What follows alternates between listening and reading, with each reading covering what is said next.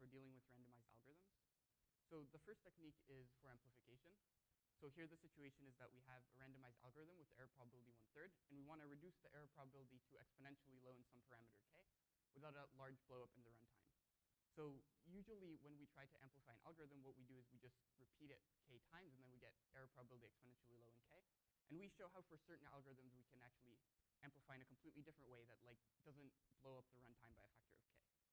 And then the second technique is a technique for de-randomization, so converting a randomized algorithm to a deterministic algorithm. And then in the paper, we show applications to a bunch of problems, like, these ones. So for example, so approximating CSPs on dense graphs, for example. All right, so in the talk, I'm going to go over the two techniques, the amplification and de-randomization, like at a high level. And yeah, so let me start with amplification. So, before I get to amplification, let me talk about the high level of what's going on. So it's useful to compare what we do to Adelman's theorem. So Adelman's theorem states that DPP is contained in P/poly, and this is sort of the way it works. You start with an algorithm with error probability 1/3, and then you repeat it O of n times to amplify it to error probability exponentially low in n. And now because there are only 2 to the n inputs, we know by the union bound that there's a random string that works for all inputs, so we can hard code it into the algorithm. Cool. Now there are a few weaknesses about Adelman's theorem. So of course, the obvious one is that it gives us non-uniform algorithms. But sometimes in algorithms, that's fine. There are some problems in algorithms where a non-uniform algorithm may imply a uniform algorithm. Minimum spanning tree is one of them, which is also interesting because there's a randomized deterministic. Well, our best randomized algorithm is faster than our best known deterministic algorithm. Cool. And another weakness in Adelman's theorem is that the final algorithm that we get is a factor of n slower than the original randomized algorithm. So we try for certain algorithms to, when we apply something similar to Adelman's theorem, avoid this O of n blow up. Cool. So this is sort of what we do. So we start with, similarly, an algorithm with error probability 1/3. And then we use our amplification step, so we don't have to do repetition. So that's one way in which we improve over Adelman, is that we amplify without repetition. And then the other thing is that we end the amplification step earlier. So in Adelman's theorem, we amplify until our error probability is exponentially low in n. And what we do is we stop at some k much smaller than n. All right, cool. So we'll do amplification first, and then we'll do de-randomization. Cool. So once again, we have an algorithm with error probability 1/3, and we want to decrease the error probability without using repetition, so without increasing the runtime too much. Cool. So here's vaguely the idea. So in some randomized algorithms, there's some quick, efficient randomized tests to see if a random string R is good for the algorithm. So to see if there's a random string R so that A succeeds with R. And we're sort of going to use these tests to find an R so that A of XR succeeds. So at the high level, we sample an R, then we run a bunch of tests on R to see if it's good. If it looks bad, we throw it out and try again. And if it's good, then we run A. So the thing to note is that we're spending some time testing if R is good, but at the end, we're running A only once. So unlike in repetition where we run A multiple times, here we spend some time looking at R, and then we run A once. So I need to explain what I mean by these quick, efficient, randomized tests. So I'm not going to define exactly what they are, but I'm going to show an example of one of them. And it's going to be a slightly silly example because it'll be an algorithm we already know how to de-randomize, but it does a good job explaining what I mean by one of these efficient tests. So suppose we're looking at quicksort. So sort of what we do here is we pick a random pivot, and we want it to be near the middle of the list. And with constants or with some probability, it's going to be on the side, and that's not good. Okay, so here's a way to sort of check if a pivot is near the center. So we pick 2 other random elements, and we check if our pivot is in the middle. Now, if our pivot is in the middle, then we gain evidence that our choice of pivot is good. And if our pivot is not in between the 2 elements, then that's evidence that our pivot is bad. So vaguely what we're going to do is we're going to use these tests. So we're going to pick a random pivot and then apply some of these tests until we're either fairly certain that the pivot is bad and we throw it out and try again, or we're fairly certain that it's good. Okay? And there's this trade-off here. So running this test only once only gives us constant probability, which is not very good, but on the other hand, it's very efficient. It takes only O of 1 time. And then on the other hand, if we want error probability exponentially low in n, we can run this test n times, but then that takes a long time. And it's especially bad if we run it n times on a bad pivot, and then we throw it out and we wasted O of n times. Cool. So we want to sort of solve this trade-off. So the way we do it is we look at this other problem. which is an abstraction of what we had before, of like the quicksort example and randomized algorithms in general that have one of these efficient tests. So here it is. We call it the bias coin problem. I think it's an interesting problem on its own as well. It's very simple. So you have a big pile of coins. We define the bias of a coin to be the probability that it falls on heads. And you know that 2/3 of the coins have bias 0.9. And your goal is to find a coin with bias at least 0.8 with probability like 1 minus x minus n. And you want to do it with as few coin tosses as possible. Okay, so let me explain how this is related to randomized algorithms and amplification. So here's sort of the analogy. So a coin represents a random string. So the big pile of coins is sort of the pile of random strings, and we can pick one out. And then a coin toss is like a quick test. So sort of like a quick test gives us evidence about whether a random string is good or not. Oh, yeah, so a quick test gives us evidence about the random string, and a coin toss gives us evidence about a coin. So that's sort of the analogy. All right, and so how are we going to solve the bias coin problem? So first, let's look at the naive solution, which actually gives us runtime O of n squared, which we'll later see how we can do better. So what we do here is we pick a coin at random, we toss it n times. If more than 0.85 of the tosses are heads, we keep it, and otherwise we restart with a new coin. Now, it's easy to see that we get error probability exp of minus n, because by the Chernoff bound, if we toss the coin n times, more than 0.85 of the tosses are heads, then like we're quite confident that the bias is at least 0.8. Okay, so now we wanna beat this. Ideally, we wanna get something like O of n. And right now we can get O of n log squared n. And I'm not going to show the general algorithm, but I'll show it for a slightly different problem. So it's just like a simpler case. So in the simple case, similarly, we have a large pile of coins. 2/3 of them have bias at least 0.9, and we want a coin with bias at least 0.8. And we also have this added assumption that there are no coins between bias 0.9 and 0.8. So each coin either has bias less than 0.8 or more than 0.9. Cool. All right, so here's the algorithm. We pick a random coin, and we toss it 2 to the I times for I from 1 to log n. And at each step, if fewer than 0.85 of the fraction of the tosses are heads, we throw out the coin and start with a new one. So vaguely, the idea here compared to what we had before is that in the previous algorithm, we could have taken a bad coin and tossed it n times and then threw it out. So then we wasted a lot of time on a bad coin. But here we sort of guarantee that we're not going to toss a coin many times without throwing it out. So vaguely, the analysis is that the probability that at the kth phase we restart is exponentially low in k. So the probability that we waste k tosses, so that we toss a coin k times and then throw it out, is exponentially low in k.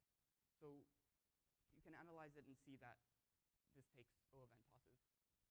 Now, for the general case of the coin problem, where we don't have this promise about no coins between 0.8 and 0.9, this algorithm doesn't quite work, because if we have a coin with bias like exactly 0.85, then it turns out it's like still kind of likely that it will get thrown out in the late phase. So it's likely that we'll spend a lot of like tosses on it and then throw it out. So vaguely, what we do in the general case is that we, instead of having like a threshold like 0.85, we have a different threshold for each one of the phases. We just lower the threshold every time. And like after some analysis, you see that you get O of n log squared n. Yeah, the best lower bound we have on the bias coin problem is just like the trivial O of n. So yeah, I think that's interesting. All right, cool. So to summarize what we did for amplification, we had an algorithm A with probability 1/3. We wanted an algorithm with lower error probability. So we saw that some algorithms have these efficient tests to test if a random string looks good or not. And then we can run some sort of, like some version of the bias coin algorithm to find a string R that's good, and then we run A only once. So sort of the takeaway here is if you have an algorithm and you're trying to amplify it, and repetition is too slow, then another thing you can do is just try to create an efficient test. And then by the coin protocol, then this will like efficiently amplify your algorithm. Okay, great. So back to the high level. So we started with an algorithm of error probability 1/3. We amplified it, and now we want to show the de-randomization technique. Oh, and the thing to note is that the de-randomization technique gives us non-uniform algorithms at the end, but the amplification step doesn't. The amplification step just like it gives you a normal algorithm. It takes in a normal algorithm and gives you back like a standard uniform algorithm. Cool. So de-randomization, algorithm with low error probability to a deterministic non-uniform algorithm. So here's the idea. So if the error probability is exponentially low in some k, we'll partition the inputs into x of k subsets so that the randomized algorithm behaves similarly on inputs in the same subset. And then what we do is we're going to apply the union bound and show that there exists a random string that works for all of these subsets. Then we hard code it in, and we're done. So sort of like to compare it again with Adelman, Adelman needs error probability exponentially low in n. We only need exponentially low in k because we partition the inputs into these subsets. So how are we going to like partition our inputs into subsets where the algorithm behaves similarly? So vaguely what we're going to do is we're going to sketch each input with k bits. So the way to think of a sketch is sort of some sort of like lossy compression. It's like what we usually think of as a sketch. So in the paper, we often just use some sort of subgraph. Where input is a graph, we use some sort of smaller subgraph. Things that might be interesting to use here in the future are like spanners or sparsifiers or stuff like that. Cool. So, all right. So back to how the de-randomization works. So we can think of a randomized algorithm as like a big table, inputs at the top and randomness is on the left. And then in each one of the little cells, we like have a check mark if that randomized algorithm succeeds on that input with that randomness. Cool. And then like we have an x if it doesn't. So what Adelman's theorem tells us is it tells us that if our error probability is exponentially low in n, so in each one of the columns, like all but an exponentially small fraction are check marks, then there exists a row with all check marks. Cool. So we want to do better than that. So what we do is we partition the inputs into inputs with the same sketch. And then, so now for a second, imagine if for any two inputs with the same sketch, the algorithm behaves identically. So for any two columns that are in the same box are identical. Okay? So what happens in this case is that we only need an error probability of x to the minus k instead of minus n, where k is the sketch size. Cool? All right, so if the columns are identical, columns of two inputs in the same sketch are identical, then we need a much, we don't need as low of an error probability. All right, great. And in fact, we need something weaker. We don't need that the columns are identical. We just need that in each one of the boxes there are many rows where it's full of check marks. Okay, cool. So of course, not all randomized algorithms can be partitioned in this way so that the rows are similar enough. But one of the contributions of the paper is that we show a way to argue that situations like these exist, and then we find actual randomized algorithms where we can make this partition. Okay, cool. So, all right. So how do we argue that a situation like this exists? We construct these things we call oblivious verifiers. So here's the definition. An epsilon oblivious verifier is an algorithm that gets as input a sketch and a string r, and it satisfies these two conditions. So first of all, for all x and r, if the verifier accepts on the sketch and on r, then on a succeeds on the inputs x and the randomness r. And for every sketch, the probability that the verifier accepts is less than epsilon. So vaguely what an oblivious verifier does is it gets the sketch of an input and an r, and it tells you if the original randomized algorithm succeeds. So cool. Right. And the observation is that if there's an oblivious verifier with a small enough epsilon, then by the union bound, there's a randomness string that we can hard code into the algorithm, like in Adelman. So vaguely, the way to think of another way to think of an epsilon oblivious verifier is if we think back to the table we had a couple slides ago. An epsilon oblivious verifier means that in each one of the boxes of inputs with the same sketch, all but epsilon fraction of the rows are full of check marks. Okay? Cool. So why are oblivious verifiers great? So now we've turned, so we started with some de-randomization problem. And now what we're trying to do is just construct one of these oblivious verifiers. And the nice thing about an oblivious verifier is that there's no limit on the runtime of an oblivious verifier. So the oblivious verifier can be very inefficient. Similarly, constructing the sketches can be very inefficient.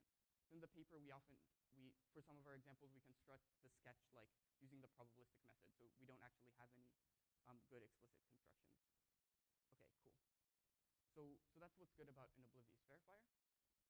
And on the other hand, what's hard about constructing the oblivious verifiers? So the main challenge is sort of that the randomized algorithm might branch depending on the input. And the oblivious verifier doesn't actually have the whole input. The oblivious verifier has only a sketch. So if the algorithm reaches some if statement, the verifier might not know if the input satisfies the if statement or not. But somehow we still have to argue about whether our algorithm will succeed or not. Okay, cool. All right, so the solution here is that the verifier just like tries all possible branches of the algorithm. So if there's an if statement and the verifier doesn't know, it just like tries both. And that's okay because the verifier can be inefficient. So it can just like try all of the possible branches and see if they succeed. All right, cool. So that's oblivious verifiers. All right, so to summarize, what was the amplification step? There's the amplification like technique where we ran efficient tests to see if our randomness was good or not. And the takeaway there was sort of like if you want to amplify an algorithm and you don't want to use repetition, another thing you can do is try to like create these quick efficient tests to see if your randomness is good, and then you'll automatically like get your algorithm amplified without like much slowdown in your runtime. And then there was the de-randomization, which is if you are trying to de-randomize an algorithm, another thing you can do is like try to construct some sort of sketch and some sort of oblivious verifier, and that will give you a non-uniform algorithm. And some hopes for the de-randomization technique are maybe minimum spanning tree. So a reason minimum spanning tree specifically seems promising is that we already have randomized algorithms with very low error probability. So Karger, Klein, and Tarjan give an algorithm with error probability exponentially low in M, the number of edges. So that means our sketch here can be quite large. It can be like M, the number of edges bits, like M bits. And in addition, for minimum spanning tree, a non-uniform algorithm would imply a uniform algorithm. So pretty much, like, if someone would construct an oblivious verifier in a sketch for minimum spanning tree, then like that would resolve that problem. All right, cool, thanks.